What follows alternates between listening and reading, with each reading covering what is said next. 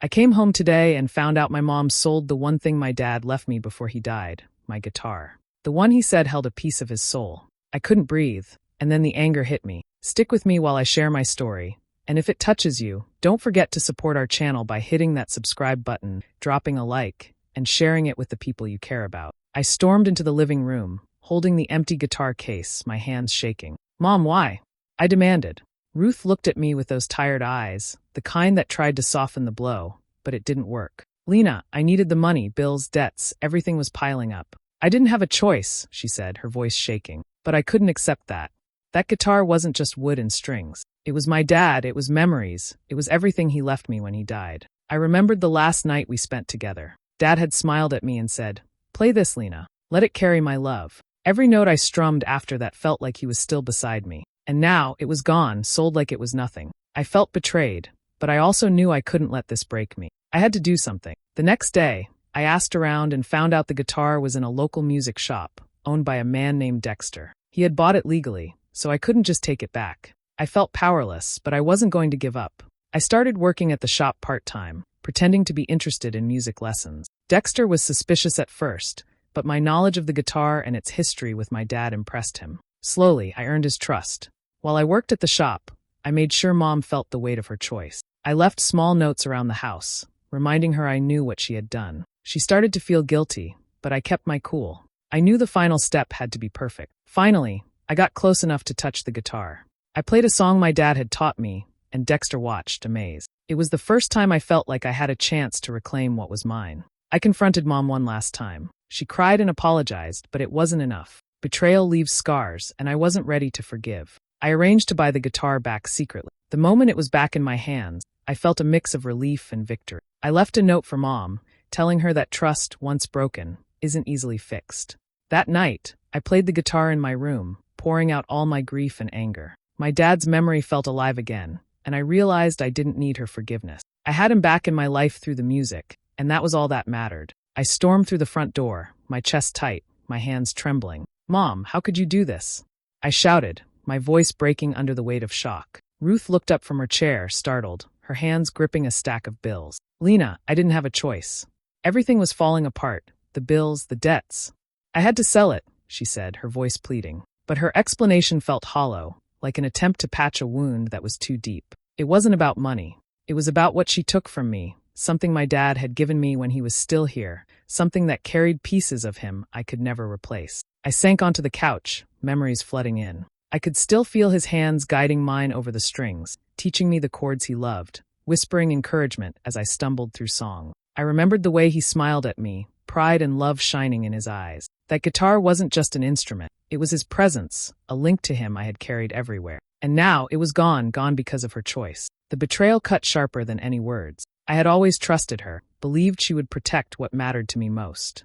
Now that trust felt like it had been ripped apart, leaving me raw and uncertain. Yet amid the anger and hurt, a spark of determination ignited. I wouldn't crumble. I refused to let this betrayal define me or destroy the bond one still felt with my dad. Clenching my fists, I took a deep breath. I vowed silently to myself that I would find a way to reclaim what was mine, to honor his memory in a way that mattered. The sting of loss was strong, but it also fueled a quiet fire inside me. I wouldn't let her actions break me. I would rise above this, and somehow, I would make things right, not just for the guitar, but for the love and guidance my dad had left behind. I looked at her, trying to read her expression, searching for any trace of understanding, any sign that she realized what she had done. Her eyes were clouded with guilt, but guilt wasn't enough. Not this time. Not when something so precious had been taken. My resolve hardened. I wouldn't let her betrayal control me. I would act, and I would restore what was lost piece by piece, starting with the memory of him that still lived within me. The room felt heavy, silent except for the soft hum of my own heartbeat. I closed my eyes, letting the memory of his laughter and the feel of the guitar strings under my fingers guide me. I would survive this. I would fight, and I would prove, first to myself and then to her, that nothing, not even betrayal, could steal the part of him that lived in me. Milo sat across from me at the kitchen table, his eyes serious. "Lena, don't rush in blindly," he said, resting a hand on mine. "I know it hurts, but lashing out won't fix anything. Think smart. You need a plan." His words hit me harder than I expected. I wanted to yell, to cry, to throw things, but he was right. Acting on impulse wouldn't bring back what was gone. I had to be deliberate, precise, and I had to make her understand the weight of what she'd done. That night, I sat alone in my room, turning over ideas in my mind. I couldn't just let it go. The betrayal had cut too deep, and the anger simmered like a quiet storm. I wanted her to feel even a fraction of the loss I was carrying, to understand that what she had taken wasn't replaceable. I began sketching a plan, small steps that would let me regain control without letting her see me coming. While searching through the attic for something unrelated, I stumbled across a dusty box. Inside was Caleb's old journal. I hadn't thought about it in years. I opened it and found his handwriting, neat and flowing, full of thoughts about music, life, and love. Each page carried his voice, his laughter, and the encouragement he had always given me. Reading his words made my chest tighten and my resolve grow stronger. Every line reminded me who I was and where my strength came from. It wasn't just about the guitar anymore. It was about honoring his memory, about proving that his gift and his lessons weren't going to be diminished by her choices. I traced my fingers over the faded ink, letting his words sink in. I could feel his presence guiding me, showing me a path forward. My mind sharpened. I knew what I had to do. By the time I closed the journal, a sense of clarity had replaced some of the chaos inside me. I wasn't going to yell or beg. I would be patient, quiet, and deliberate. Every move I made would be calculated, and every action would carry the weight of what had been taken from me. Milo was right. I needed a strategy, and now I had one.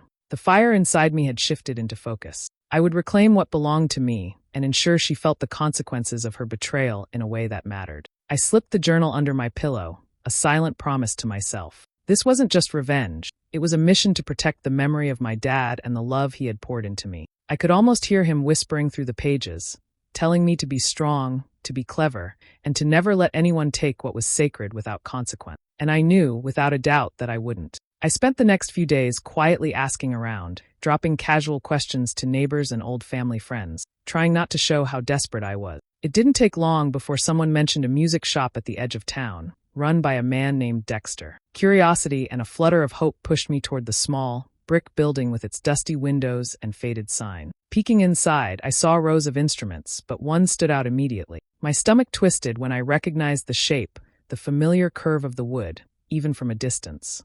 It was the guitar. My dad's guitar. I felt a rush of relief, quickly followed by panic. It was safe, but it wasn't mine, not yet. I approached the counter cautiously, pretending to browse, while Dexter, a tall man with sharp eyes and a quiet demeanor, watched me carefully. I tried small talk, asking about lessons and supplies, all while mentally calculating my next move. He mentioned casually that he had recently purchased a few instruments from a private seller. My heart sank. He had bought it legally, and there was no way to demand it back. Standing there, fingering the edge of a violin case, I felt the first real taste of helplessness. My dad's gift, something so deeply personal, was now someone else's property. I clenched my jaw, refusing to let frustration win. Giving up wasn't an option. Instead, I started thinking, if I couldn't take it back outright, maybe I could earn it, or at least create an opportunity to reclaim it cleverly. I studied Dexter's routines, the way he arranged the instruments, how he interacted with customers. I noticed the small moments when he left the room unattended, the way he handled sales and delivery. Each observation became a piece of a puzzle I was determined to solve. By the time I walked out of the shop, a plan had begun to form in my mind. It wouldn't be easy, and it wouldn't be quick, but I was determined to retrieve what belonged to me. I would need patience, cunning, and precision. Dexter had the guitar now, but he didn't know the storm that was quietly gathering just beyond the shop's doors. That night, I sat at my desk, scribbling notes and strategies, imagining every possible scenario. I refused to feel powerless. The anger and sense of injustice fueled a sharp clarity, and I promised myself I would not leave without it. My dad's gift wasn't lost. It was waiting for me to outsmart fate itself, and I was ready to begin. I applied for a part-time position at Dexter's shop, telling him I wanted to learn about instruments and maybe teach lessons someday. He raised an eyebrow, clearly suspicious, but I smiled and insisted I just wanted to help out. After a few interviews, he finally let me start, though his gaze never fully softened. I knew earning his trust wouldn't be easy, but I was determined. My first few days were simple: organizing sheet music, dusting shelves, helping customers pick out strings. I observed everything, memorizing the layout of the shop, noting when doors were left unlocked, how deliveries came in, and when Dexter stepped away. Every routine, every tiny detail, became part of a mental map I stored carefully. Dexter was wary at first. He would ask questions about my experience, test my knowledge of instruments, and watch my every move. I didn't falter. I complimented his expertise, asked questions that made him feel knowledgeable, and let small conversations build rapport. Slowly, he started trusting me enough to leave me with the shop alone for short periods and allowed me to handle minor tasks on my own. Each small victory was a step closer to the guitar. I began to practice subtle manipulation. If a delivery came in, I'd note which doors it used and when they were unattended. If a customer wandered near the guitar section, I'd casually steer them elsewhere or create distractions to study the display. Every moment in the shop was an opportunity to learn its secrets without raising suspicion. Sometimes I would linger near the back room, pretending to organize instruments, while watching how Dexter handled the high-value items. I memorized codes, key placements, and even small habits, like how he adjusted the strings or placed instruments back on the racks. Every observation added another layer to my plan. Outside the shop, I would rehearse my interactions, imagining scenarios where I could retrieve the guitar safely and quickly. I reminded myself not to rush, not to make a mistake. Patience was key.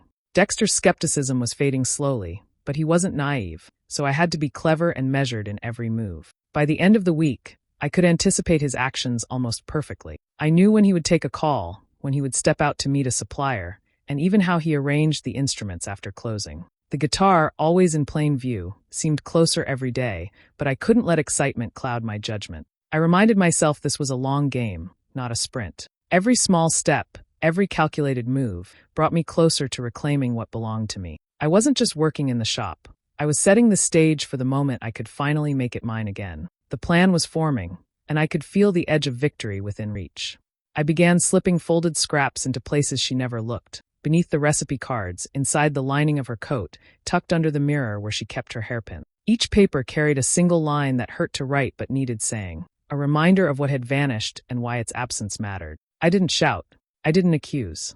I left quiet signatures she would recognize as mine, small echoes of the man she'd lost. At first she treated them like annoyances. She would find one while straightening up and smile helplessly, muttering that I was being dramatic, that feelings mellow with time. She told neighbors the same. Kids react, they'll calm down. She folded the notes into drawers and pretended they were harmless.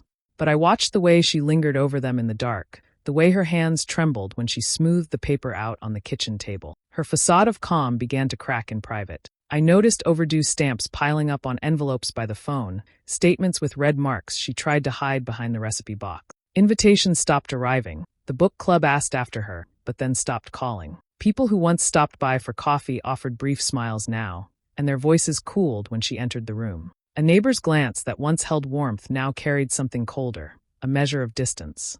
She told herself that forgiveness would come easy, that I would wrap everything back up and hand it to her like it had never been torn. Ruth kept saying, "She'll forgive me. She always does." It was meant to reassure herself more than anyone else. She went through motions, fixing meals, answering calls, paying a few bills, but there was a fatigue that didn't match her age. Her laughter faded earlier each night. She started skipping her usual Sunday walk, citing headaches or errands, while I watched from my window and weighed each excuse like a small confirmation. Neighbors whispered. I overheard someone say she'd been spotted at the thrift store, selling little things away. Another mentioned a collection agency, calling on an old debt. Conversations at the grocery became quieter when she approached. These were small, ordinary humiliations, but they multiplied until they felt like a stain spreading across fabric. She tried to meet them with jokes, but the jokes landed hollow. I kept delivering messages that weren't angry but precise, lines meant to wake a conscience. Sometimes they used phrases from the old notebook I'd found,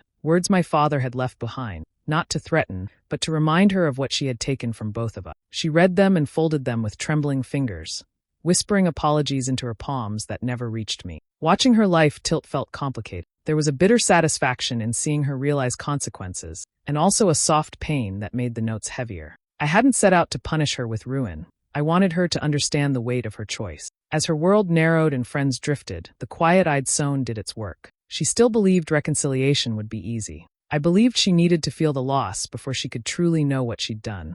That afternoon, Dexter left the shop to run an errand, leaving the door unlocked for a few minutes. I lingered near the back corner, my heart hammering as my eyes fell on the guitar, gleaming under the soft light. It looked untouched, almost as if it had been waiting for me all this time. I stepped closer, my fingers trembling, and lifted it carefully, feeling the familiar weight in my hand. I strummed a chord, softly at first, then moved into the song only Caleb and I had ever played together. Each note resonated like a whisper from the past, carrying memories of laughter, encouragement, and the quiet evenings we spent with the music between us. My chest tightened, and a lump formed in my throat. It felt as though he was there beside me, nodding along with every vibration of the strings. Dexter appeared suddenly, coming back earlier than expected. His eyes widened, and for a moment I panicked. "How do you know that?" he asked, his voice steady but cautious. I smiled faintly, pretending it was a lucky guess, though my mind raced. I knew the tune by heart, every nuance memorized from years with my dad. He studied me carefully, his gaze sharp and calculating. "You've got talent, unusual knowledge for someone your age," he said slowly, suspicion underlying his word. I nodded politely, keeping my movements calm and casual, making sure not to give away the full story or reveal my connection to the guitar. When he turned to check the register, I allowed myself a few more seconds with the instrument, feeling every string vibrate beneath my fingertips.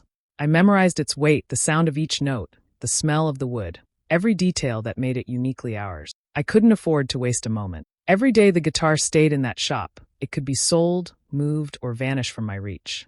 As I carefully returned it to the stand, I promised myself silently that I wouldn't let it slip away again. The window of opportunity was brief, and hesitation could cost me everything. I left the shop moments later, walking with a forced casualness while my mind replayed the song and planned the next steps.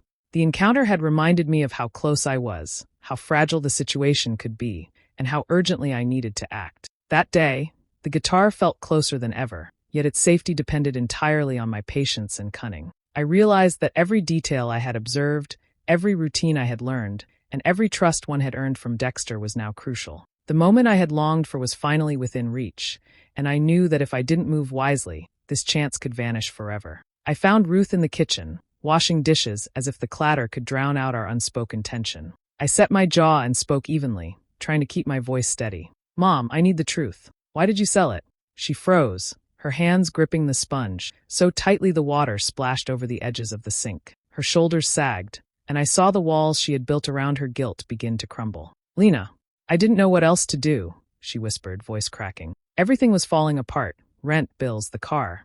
I was scared, and I thought I had no choice. Her eyes welled with tears, and she sank onto a chair, covering her face with her hand. I listened quietly, letting her spill her fear and desperation, though every word cut me like glass. She confessed fully, detailing the months of anxiety and hopelessness that led her to that one fateful decision. I could see her shame, raw and exposed, but it didn't lessen the sting of betrayal. I wanted to scream, to shake her, to demand what felt irretrievably lost, but I stayed calm. I understand," I said softly, forcing a nod, letting a gentle expression settle over my face. She looked up in surprise, hope flickering in her tearful eyes. You forgive me?" she asked hesitantly, her voice barely audible. I smiled faintly, a mask carefully worn. "Yes, I do." Inside, however, I was calculating the next move. Forgiveness didn't mean forgetting or surrendering. Every revelation, every tear she shed, strengthened my resolve. I would let her think she had relief, that the burden of guilt had softened, while I prepared the final act to reclaim what had been stolen and ensure she fully understood the consequences of her choice. I watched her for a moment, noting how fragile she seemed, how vulnerable, and allowed her to breathe easier, believing I had given her absolution. It was a delicate balance, the mask of compassion covering the storm of determination beneath. This confrontation had given me the clarity I needed, the truth laid bare, and the perfect vantage to plan the ultimate step. The encounter left the air thick with unspoken tension. She wiped her tears and began to tidy the kitchen again, speaking little, her movements hesitant. I followed her lead outwardly, speaking softly and agreeing with small remarks, all while keeping the fire of purpose burning quietly inside. The moment had shifted. I had learned everything I needed, and now the path to reclaiming what was mine was clearer than ever. Ruth believed the worst was behind her. I believed that the reckoning was just beginning. I planned everything with quiet care, arranging the purchase so she would never know.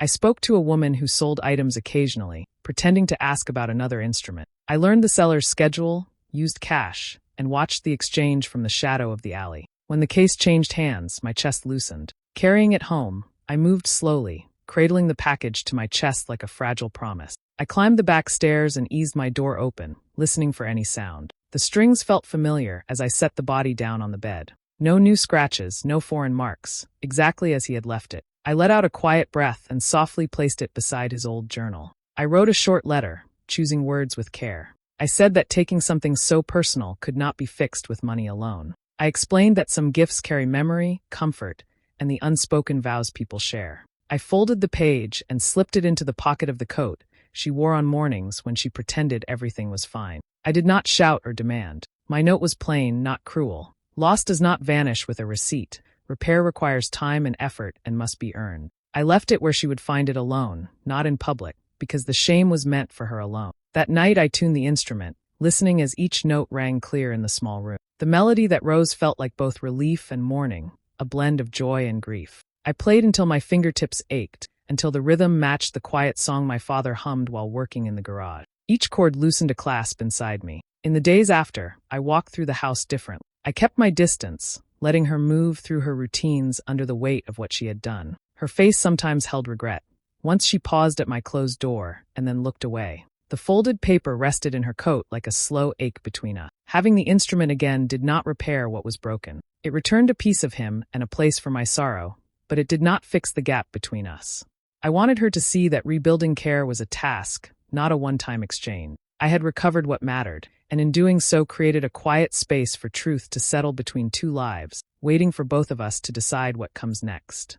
I watched from the hallway that afternoon as she found the note. She sat on the bench, reading the lines with shaking fingers. Her shoulders tightened and sagged, and she pressed the paper to her chest like it might stop the ache. I felt satisfaction and hurt. Justice had not been about humiliation but recognition. Reclaiming the instrument was an act of care for his memory and for myself, boundaries set where once there had only loss. The room was dark except for a single lamp casting a warm glow over the bed. I sat cross-legged, guitar balanced on my lap, and let my fingers find the chords instinctively. Each note carried the weight of months I had carried inside me, grief, anger, and longing that had no other outlet. The melodies twisted and turned with my emotions, sometimes soft and mournful, sometimes sharp and fierce. Outside my door, I sensed movement. Ruth lingered in the hallway, silent, hesitant. I didn't look up. I didn't need to. I could feel her watching, and for a moment, I allowed myself to notice the regret in her posture, the slump of her shoulders, the quiet realization that the girl she had underestimated had grown beyond her reach. Her presence was a shadow, a reminder of betrayal, but it no longer frightened or restrained me. I closed my eyes and let the music flow, letting each chord release fragments of sorrow I had tucked away, fragments of rage I had held against her, and pieces of longing for my father that had never faded. The guitar responded as if it remembered him, every vibration echoing his guidance, his warmth, his belief in me. I felt him near, more present than he had been in months, alive in the music and in my hands. When the final note lingered in the air, I lowered the instrument and exhaled slowly. The heaviness that had pressed against my chest for so long had eased. I felt lighter, steadier, as if reclaiming the sound of his presence had repaired a part of me I feared lost forever. I could hear her footsteps retreat, her quiet departure leaving me to my sanctuary. For the first time in a long while, I did not long for her forgiveness. I didn't need it. The betrayal had been harsh, but it had forced me to grow, to trust in myself, and to protect what mattered. I had preserved my father's memory, returned his gift to its rightful place, and strengthened my own spirit in the process. Sitting in the dim light, fingers still brushing the strings, I smiled faintly. The guitar rested against me, its notes still vibrating in the quiet room. I had reclaimed him, reclaimed the music, and most importantly, reclaimed myself. Nothing Ruth could offer or apologize for could diminish that. I was whole again, and that was enough. Hey besties, thanks for sticking with me till the end. Losing something precious can hurt deeper than words, especially when betrayal comes from someone you love. But even in heartbreak, we find strength and reclaim what truly matters. I got my dad's guitar back and held on to his memory, and in doing so, I found myself stronger than ever. If you enjoyed this story, share, comment, and subscribe for more.